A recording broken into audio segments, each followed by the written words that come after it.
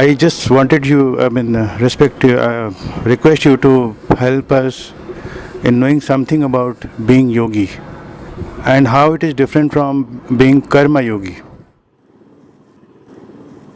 Yoga is one. It's just that it is expressed in various ways. Yoga is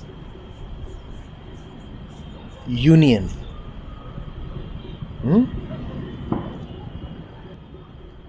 A coming together of the many.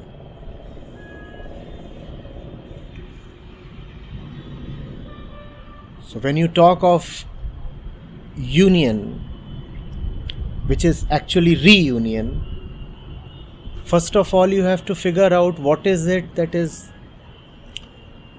divided or fragmented. Otherwise it is absurd to talk of putting things together if we do not know what is it that is scattered and fragmented. What is it that is scattered and fragmented in our lives?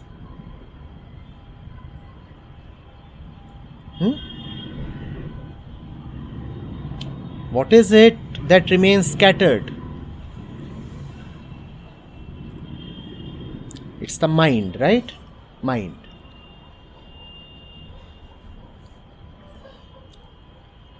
So mind keeps wandering. Mind keeps going hither, thither in search of something elusive. Yoga, therefore, is about giving mind that which it really wants.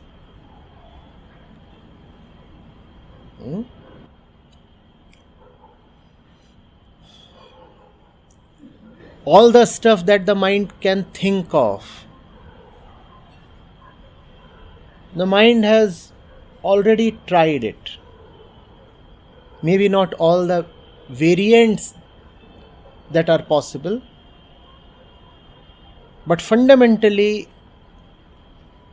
principally, all that is materially available to be tried, the mind has already tried it.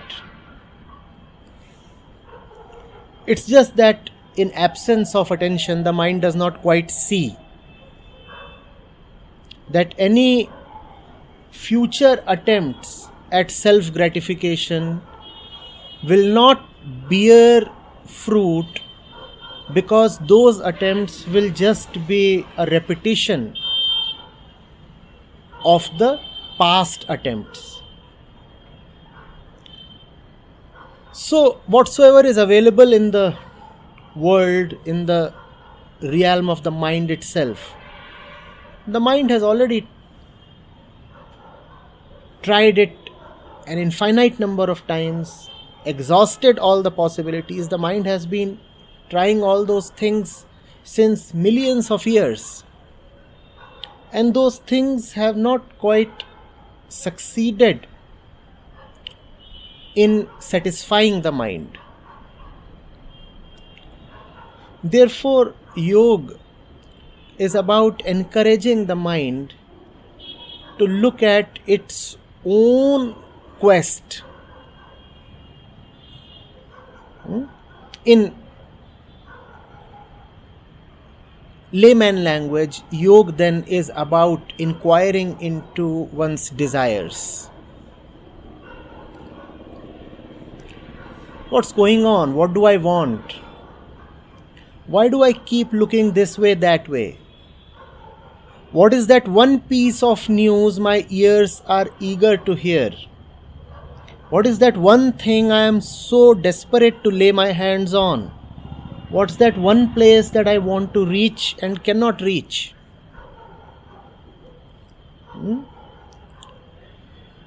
The more you inquire, the more the nature of the inquirer becomes clear to you. Not that you start getting an answer in the form of an address or a thing or a sound or a person or a place. It's just that the intensity of the question itself starts reducing. And the intensity of the question is the strength of the questioner. If the intensity of the question dwindles, then the questioner, who is his own trouble, too starts losing strength. And that is yoga. The questioner is his own separation from the solution. The questioner is the problem. The more you go into this problem, the more you find it losing its hold upon you.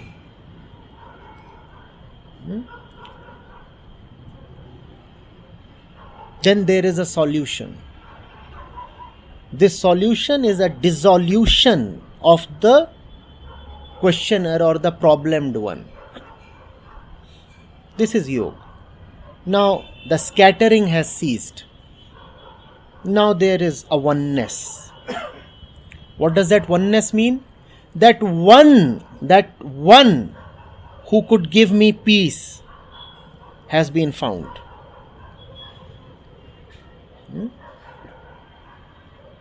This is yoga. Karma yoga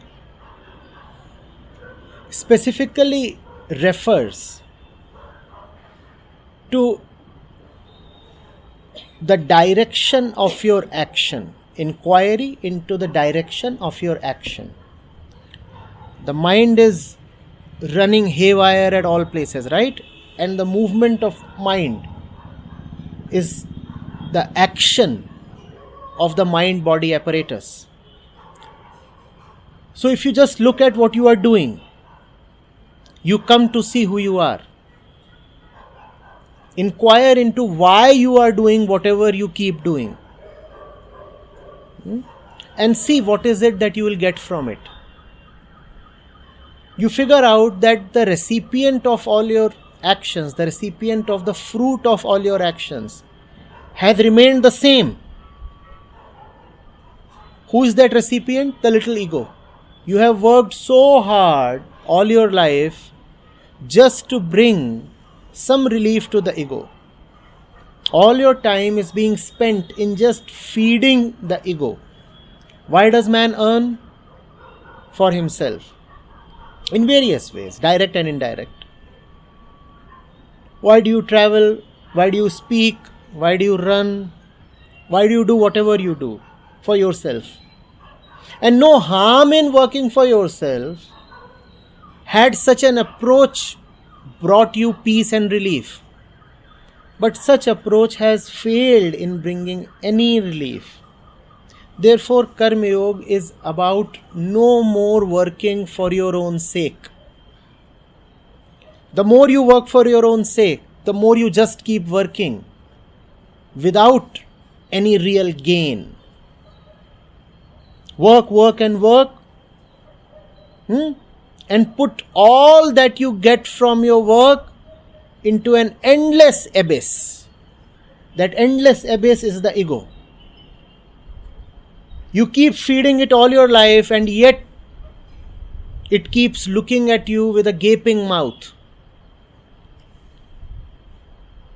Always hungry, always discontented, always complaining. So Karma Yoga says, no. I'm not going to feed this monster anymore. What am I going to rather feed? That I don't know of. But of one thing I'm pretty certain. I'll not work for my own sake.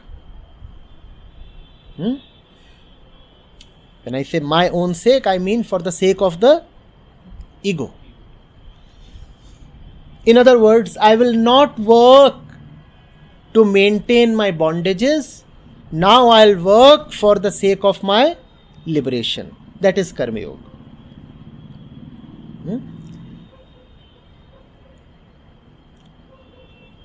Every single man works. There is no individual you do not find working. But closer scrutiny tells us that most people work most of the time in a way that sadly keeps reinforcing their problems, their bondages. Karma Yoga is to work in a way that brings you solutions rather than miseries, freedom rather than further incarceration.